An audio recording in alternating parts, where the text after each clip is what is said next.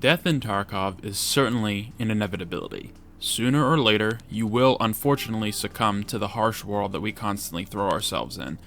Whether it's another PMC, raider, boss, or even just humble scav, death is something that you can't always control, and because of that, the players should try to embrace when those situations do arise, because they're gonna happen in droves, and it can absolutely be some of the most frustrating experiences to have to deal with, compounded when the death isn't even directly your fault.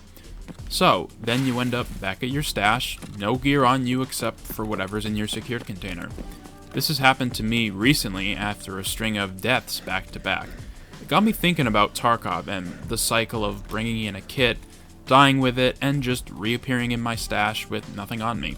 How many times do we go and do this without even really thinking about it? Sure, you can reflect on the previous death and figure out what went wrong and how you can improve for the future, but compared to other games, the death and rebirth cycle in Tarkov is so much different compared to those around it. The whole gimmick of Tarkov is that when you die, you lose whatever's on your character, and not all other games have that level of penalty for failure. The only game that does something similar that I know of is DayZ, where upon death you just start over from scratch, but even then, it's still different enough because you don't have a stash away from the action, safe and sound, that you can fall back to. Yes, you might have a base, or maybe some stashed loot somewhere on the map, but unlike Tarkov, those resources are still finite and up for grabs should someone take over that base, or if someone gets very lucky and happens to stumble across the stash that you hid, whatever it may be. Something like Call of Duty is a simple respawn system. There's no loss other than whatever streak you are on, and I mean, considering how bad the score and kill streaks have been in most recent games, let's be real, you pretty much aren't losing anything of real value. Even in Warzone, you just re-queue back in for another game. And for DMZ, the loss you feel is so basic, just whatever gun you went into the game with. And even then, guns are just so common you can easily snowball with just a pistol or even your fists. So again, no game has really gotten the feeling of loss upon death right quite like Tarkov.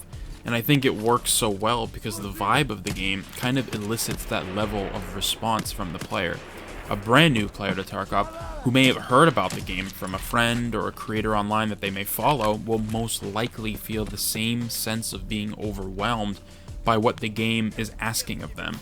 All they know is that the game's hard and they're gonna die a lot.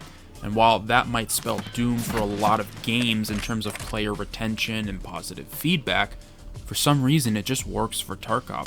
Maybe because it's one of the first games to really tap into a market that demands the player to truly be knowledgeable of the game in all its little idiosyncrasies. It kind of reminds me way back in the day when I started to learn how to play League of Legends for the first time. Every champion in the game has a passive and 4 active abilities, well, now with the exception of one, but we're going to ignore that one. There are objectives on the map that all do different things. Each role plays completely different from one another and requires a lot of knowledge on how to play that one specific role correctly. Overall, there is a lot to learn and understand in something like League of Legends. And this was back when the roster and game was much smaller. Now, I wouldn't expect anyone who is new to the game to stick with it. Maybe play it here and there, with some friends super casually, but to know every single character's abilities, entire movesets, the runes and masteries, and how those can influence some outcomes in the game, in addition to all the items and their passive and active abilities, yeah, that's a tall order. Now, imagine all of that, but for a game that punishes you for dying, and you can see how this game can be both frustrating, yet seriously addicting once you get a taste of it. Especially once someone has a good raid and gets out with what they think is big loot. That just inspires them to go back in with that gear and use it against those who might want it for themselves. Gear fear might be a problem for some, but there are some others who just want to see the cool stuff in their hands, and whether they survive a raid with it or not isn't even a concern in their eyes. But why is death so punishing in Tarkov for some and not others? I think what it boils down to is confidence and overall ability. For someone brand new to the game, their lack of knowledge hurts them in Tarkov more than your average other shooter. The things they bought, traded for, found in raid, or took off of someone's corpse are now gone from their inventory for good, unless insurance kicks in, but let's just say it doesn't. Whereas someone who has a lot of experience in the game, even if they lose that slick, or that big, fat, juicy gun, they know that they can get another one relatively easily, whether that's just buying and building it for themselves, or from another player. There isn't any fear of hitting rock bottom, because even if they do, they are confident that they can claw their way back out. From personal experience, I have this weird quirk when I play Tarkov, that once my money rolls over to the next million, so if I have 1 million and I go to 2 million rubles, I am not allowed to dip below that new number.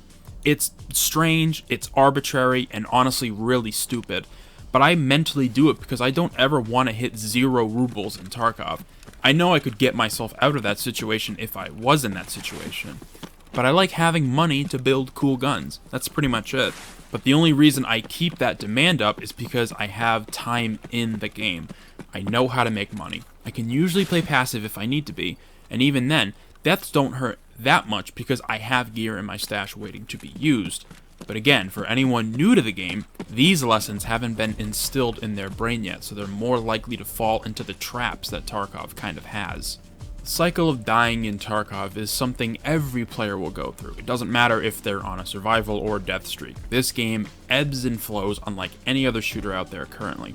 But no matter what, with every death, they will be brought back, ready to go once more into the world of Tarkov to accomplish whatever goals they have set out for themselves. It's a strange cycle in terms of making sense, but to be fair, death in video games has never really made sense, so in this instance, it's fine.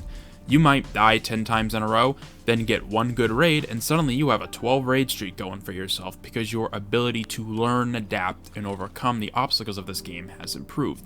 Your gear may have had a lending hand, but in the end, it comes down to how you play the raid.